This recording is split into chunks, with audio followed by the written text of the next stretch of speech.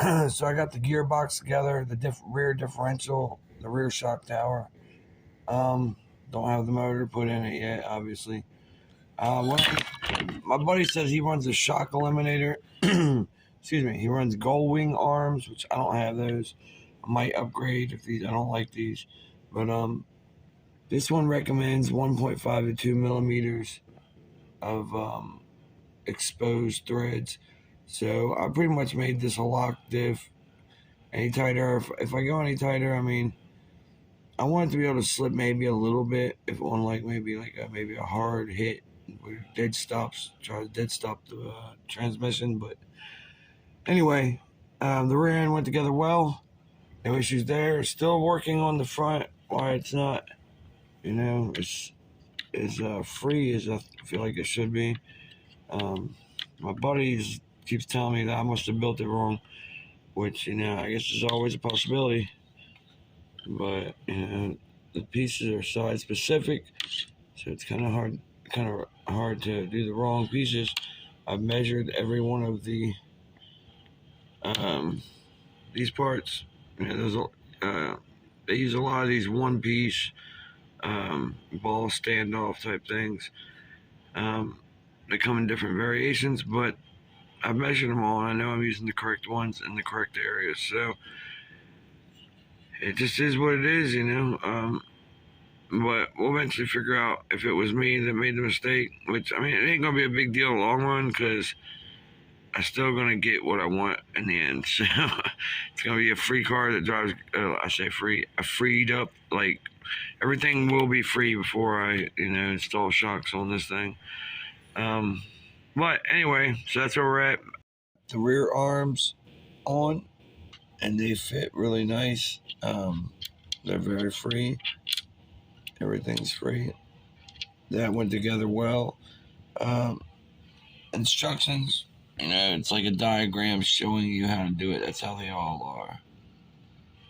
So I don't know. I wouldn't say the bad. These haven't been bad. Some of them have been like more difficult to understand.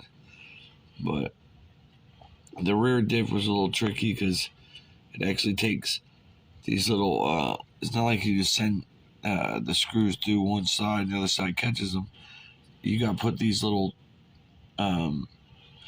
pieces, down in it from the other side. And that's what holds it together. It's really strange. But all right, guys. So, like I said, rear's looking good so far. Going to finish up this bag, which will get the sway bars on there. It looks like, and I'm on to the point where I'm installing the rear sway bar. You see, we have M by 14. Well, that's 15.6. I don't know how they measure it. I would imagine it measured from end to end.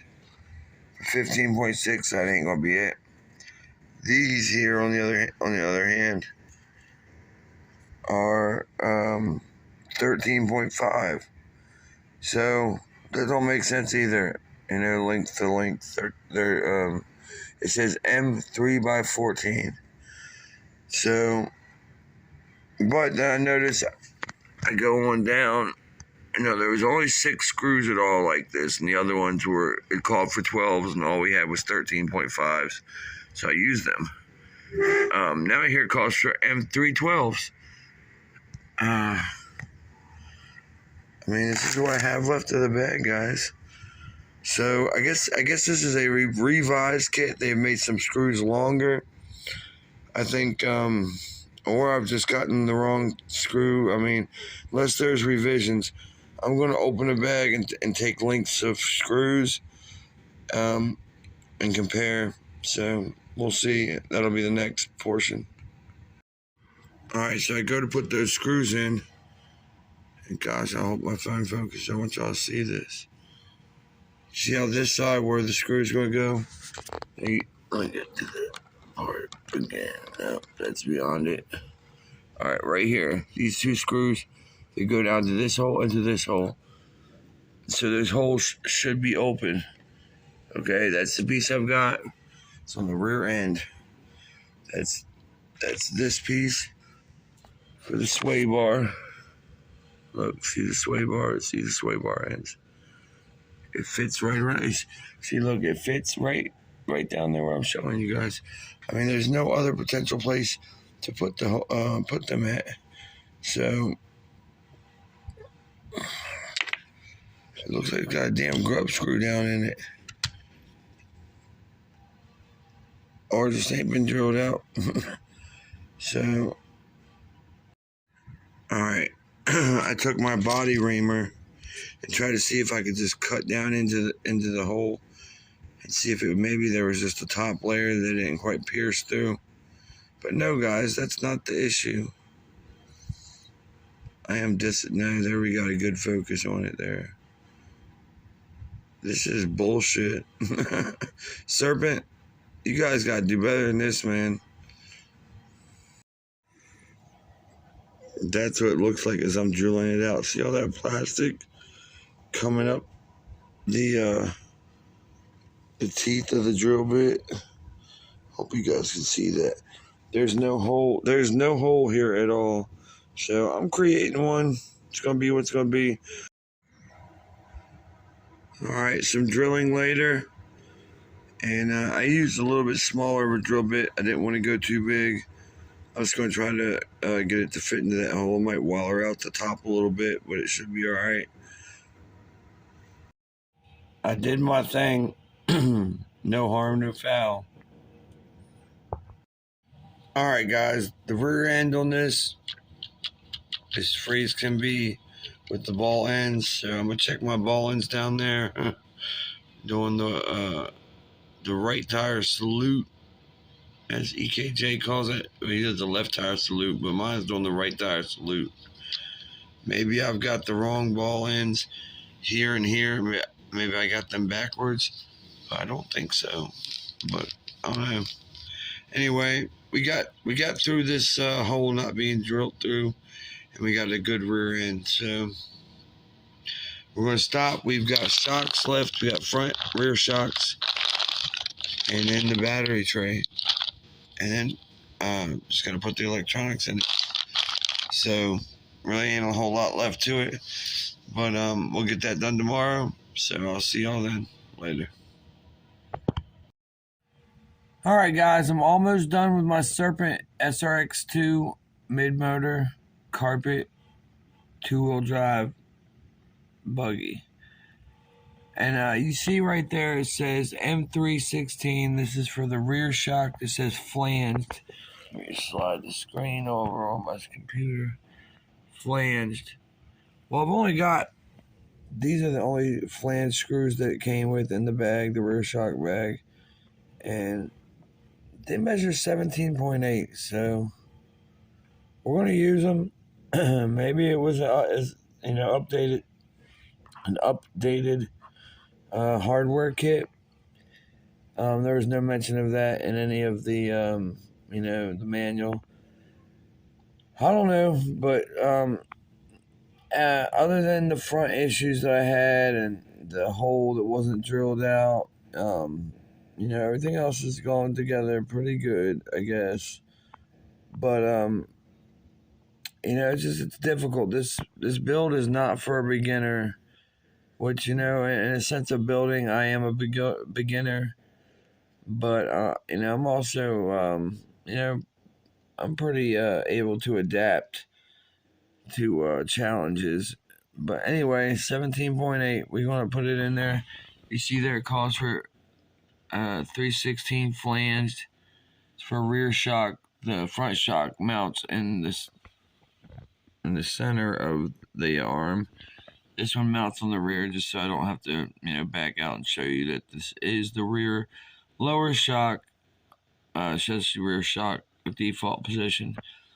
Anyway, it shows it mounting in the middle hole. This is Jason, and the Serpent build is complete. But before I show it to you guys, I'm gonna show you the setup sheet. I know you probably can't read it that good, but because I printed it out, it was a little better in the quality in the image the guy sent me. But anyway, and I'm gonna show you all the buggies. So here we go.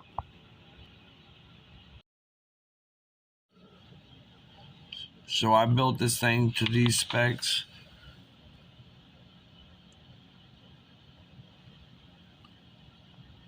Except for the gull wing arms, I don't have that, or the J Concept wing. And I don't have the tires, but you know, all the other pills and everything. And there it is. It looks really good, man. I think this thing is going to be killer. I do got to get some different wheels for it and tires. Whoop.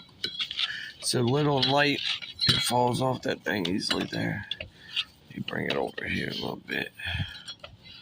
Get it centered. Yeah, boys, it's racing time. Anyway, let's get the body off. And I ain't got a motor, so it's running on the show, so I'm going to leave it like this. But, so here's my review of the build. I've shown y'all some video along the way, and I have had some trouble with it. This build starts at the front, and you put the front A-arms and tie rods and steering linkage, and you go ahead and put the servo in. It actually has you installing the motor along the way, I believe. Anyway, so I had a servo that I was going to put in it, and I went ahead and put that in. But I had some issues down here in the C-hubs. Some of the screw links were different than what it described, and that was kind of throughout the whole kit. They tended to be like a millimeter and a half longer, pretty much most of them. I don't know if that is some sort of change that they've made, but anyway. All right, as I was saying, the ball cups are really tight on the front, but the back was really free. The rest of the build went pretty well, except for the one hole, I think, here in the rear that wasn't drilled out. Actually, it's this one right here, and I had to drill it out myself. That was kind of weird, but the back was really free. It felt good, and overall, I think it's going to be great. Look forward to getting a motor for. Hopefully, I can get a motor to race it this Saturday. Thanks, guys. Y'all take it easy, and I'll see y'all soon. Later.